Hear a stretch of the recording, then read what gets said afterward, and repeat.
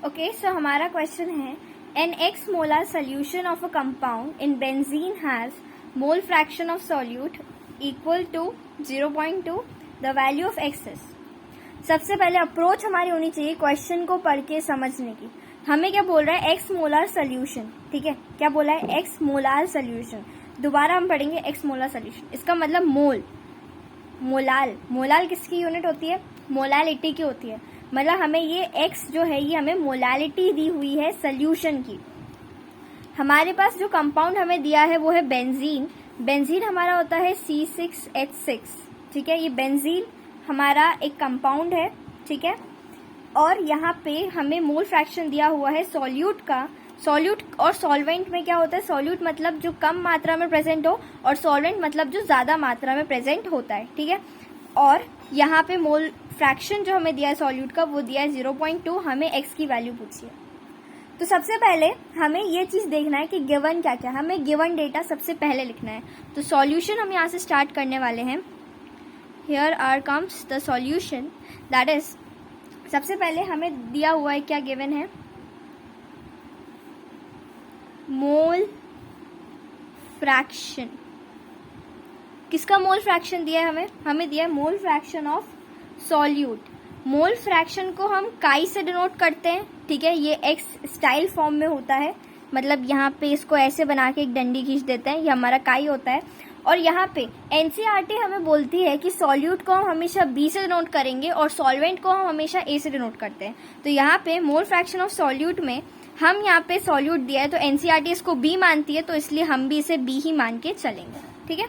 तो mole fraction जो solute का हमें क्या दिया हुआ है 0.2, ठीक है।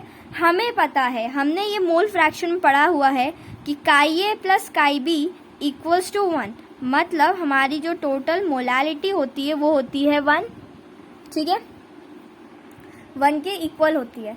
तो अब इससे हम यहाँ पे हमें काई बी दिया है तो हम काई ए निकाल सकते हैं, 1 माइनस काई ए, तो ये हो जाएगा 1 माइनस में 0.2। तो जब इसको हम सॉल्व करेंगे तो हमारा आ जाएगा 1 माइनस 0.2 क्या होता है, 0.8 होता है, ठीक है। तो हमारा जो काई ए निकाल रहे हैं ना अपन, देखो ये अपना, ये ठीक है अपना काई है, क्योंकि अपने पास काई भी तो ऑलरेडी गिवन था ना, तो अपन काई ए निकालेंगे ऑब्वियसली।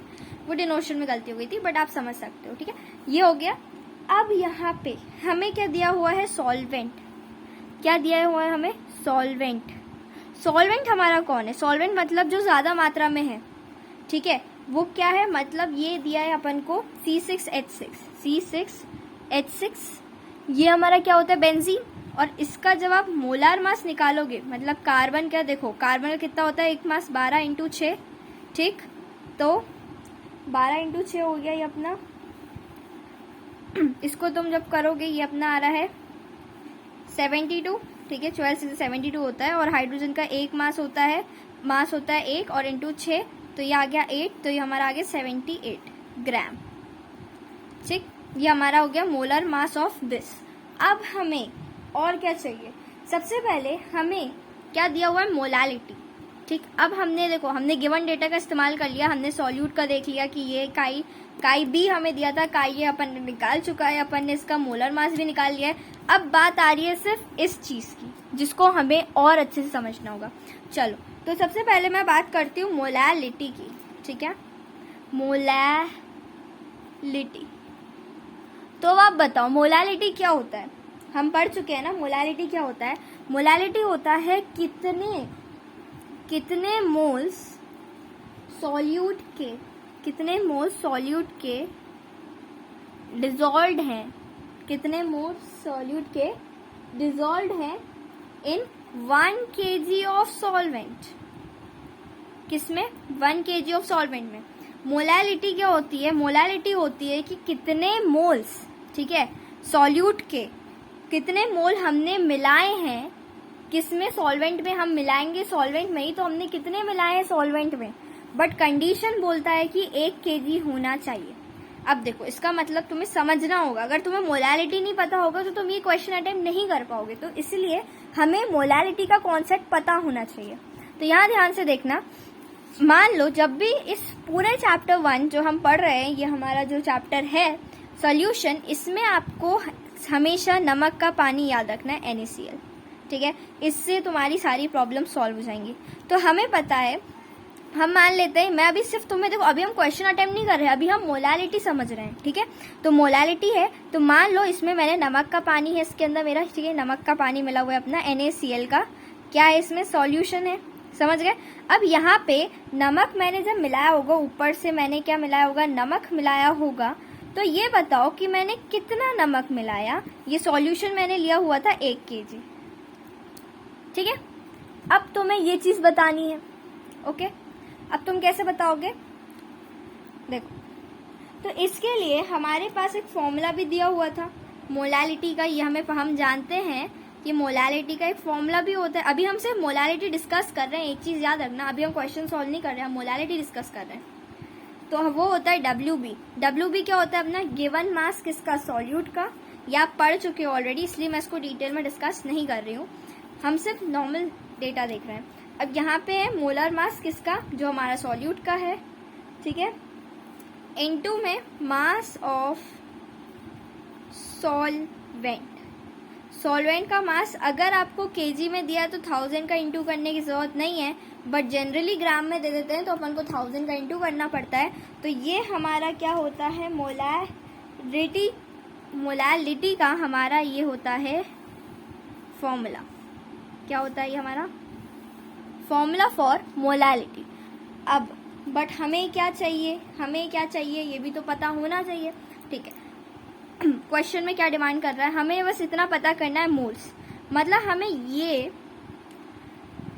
ये पूरा पता करना पड़ेगा, क्योंकि मेरे को सॉल्वेंट के बारे में इंफॉर्मेशन दी हुई है, मुझे उसने बता चुका है कि सॉल्वेंट मेरा बेंजीन है, बट मुझे उसने ये नहीं बताया कि इसमें मेरा सल्यूट क्या है, ठीक है। मुझे बस ये पता करना है कि मतलब, लेकिन वो हमसे ये भी नहीं पूछ रहा, वो बस हमें सॉल्यूट का अमाउंट पूछ रहा है, मतलब हमें वो सिर्फ मोल्स पूछ रहा है।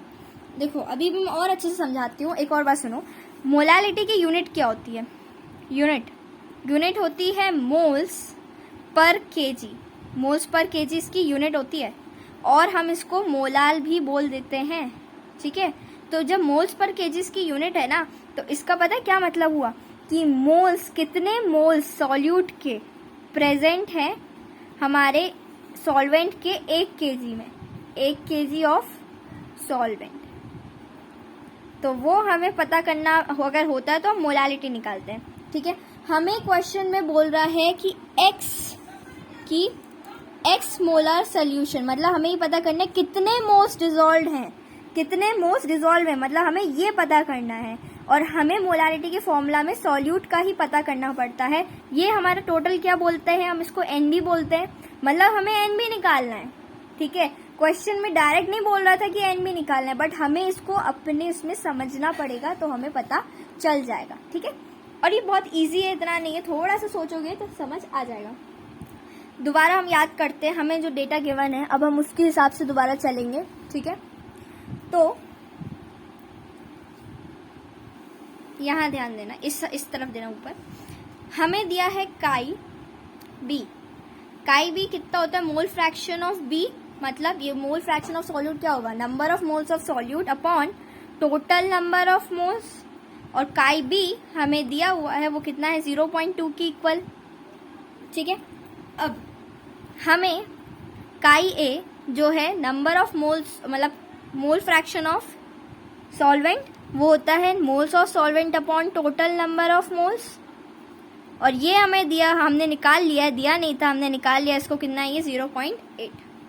दोनों को डिवाइड कर दो।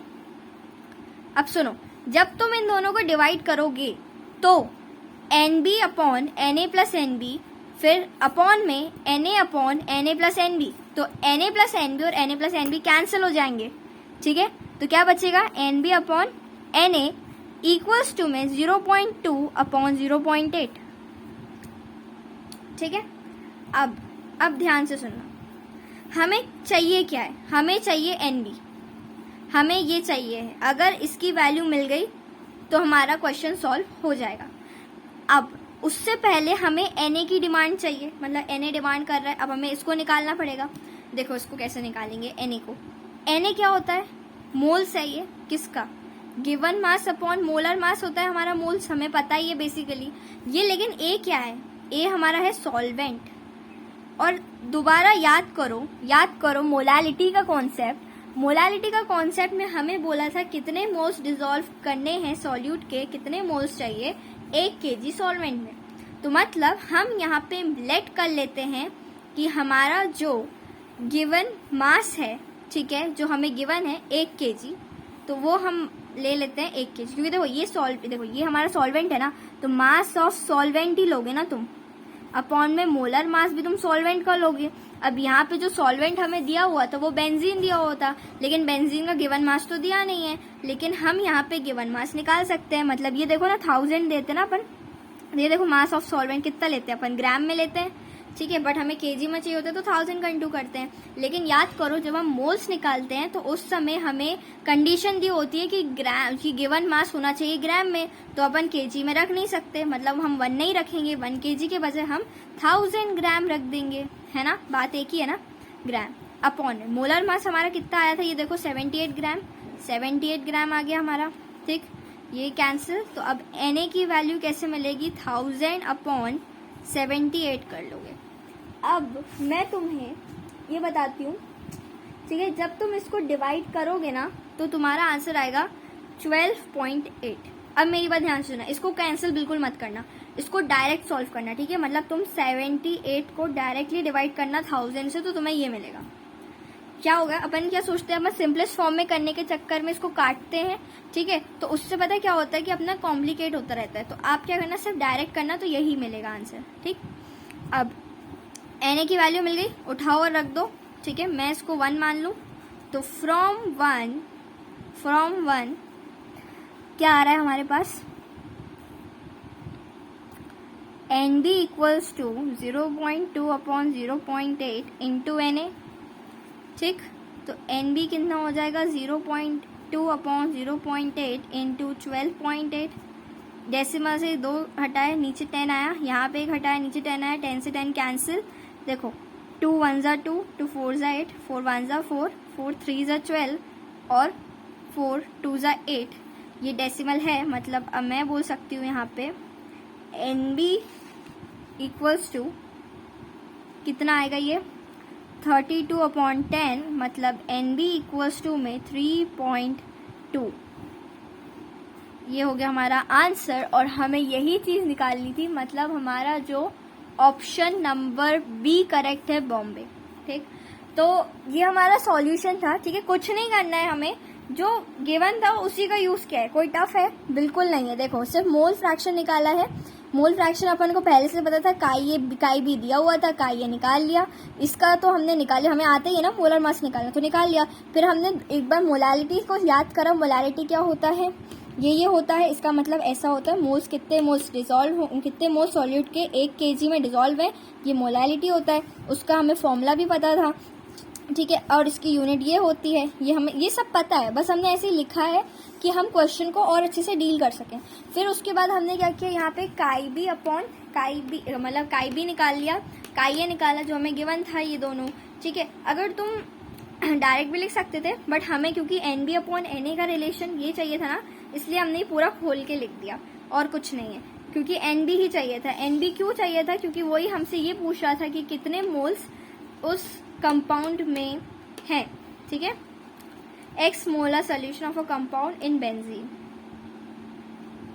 ठीक है, एक्स मोलर मतलब मोलालिटी, ठीक है, कितने मोल्स प्रेजेंट थे बेंजीन में, तो 3.2, ठीक है, 3.2 मोल्स प्रेजेंट थे बेंजीन में, ये मतलब है इसका।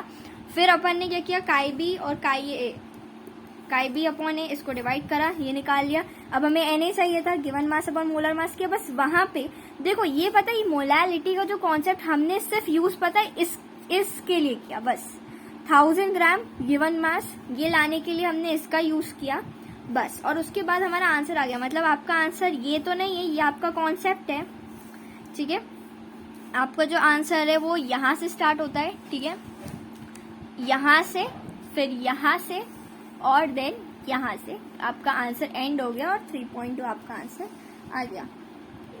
So this was the question. I hope you understood this. Okay.